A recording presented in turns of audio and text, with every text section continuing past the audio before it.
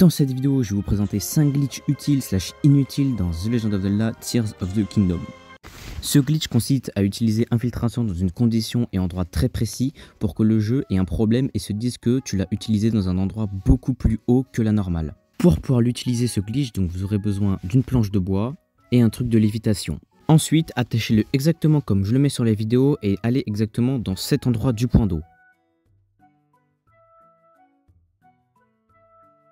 Le but, c'est de pouvoir de le mettre assez haut pour que Link puisse se mettre debout en dessous et que quand vous utilisez infiltration, le jeu pense que vous vous rendez sur l'île qui est juste au-dessus alors que c'est pas du tout le cas.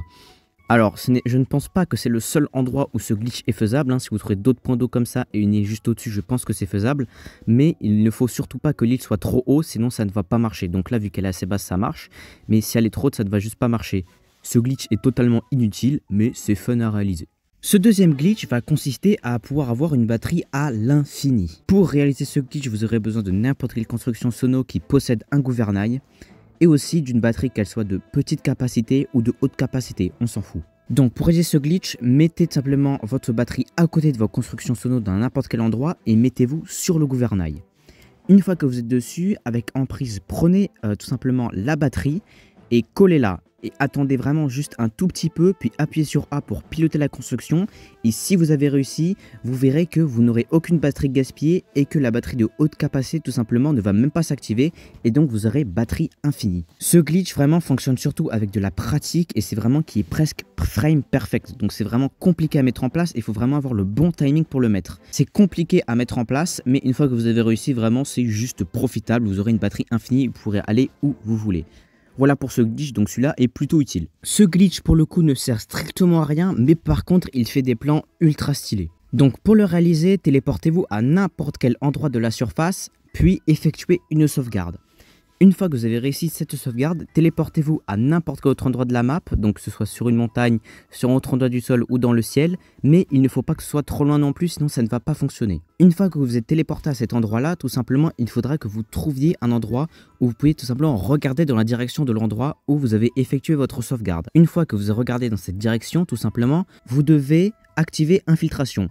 Ne bougez surtout pas la caméra ou ne l'activez pas, besoin de simplement charger votre sauvegarde. Et une fois que vous l'avez chargé, bah voilà, vous avez réussi et normalement voilà, vous êtes censé avoir un plan ultra stylé. Si vous voulez tout simplement ralentir la vitesse, vous avez soit à utiliser donc l'habilité des amiibo ou alors rétrospective et vous verrez que le plan est ralenti. Vraiment, ça ne sert à rien de faire ça, c'est juste stylé. Ce prochain glitch consiste tout simplement à pouvoir attacher plusieurs objets différents sur la flèche de votre arc. Pour pouvoir le réaliser, vous aurez besoin de arcs à tir multiple, donc au minimum en x2 et en x1. Donc vous pouvez simplement aussi avoir des x3 et des x5, vous pourrez amalgamer encore plus de trucs, mais au minimum c'est un x2. Donc prenez votre arc avec le plus gros multiplicateur et attachez-y quelque chose. Ensuite, tout simplement enlevez de votre sacoche et équipez un arc avec moins de multiplicateur. Donc par exemple si vous êtes en x5, prenez un x3. Une fois que ceci a été fait, attachez-y un autre item donc sur cet arc là et lui aussi tout simplement vous aurez à le sortir de votre sacoche.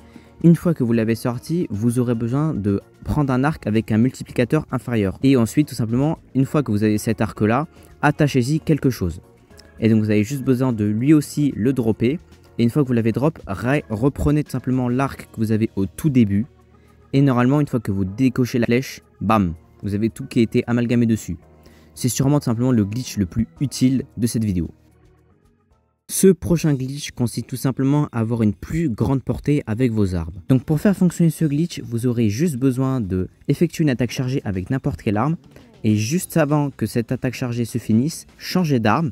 Et ensuite reprenez l'arme que vous aviez à la base. Et vous verrez que quand vous tapez, vous aurez une plus grande portée qu'avant.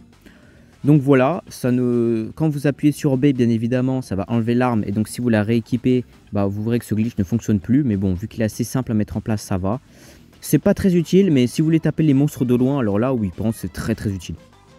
Donc voilà, merci d'avoir regardé cette vidéo sur 5 glitches sur Zelda Tears of the Kingdom. Donc n'hésitez pas à vous abonner et à liker si vous voulez d'autres vidéos sur des glitches comme ça, ou tout simplement d'autres vidéos sur ce jeu.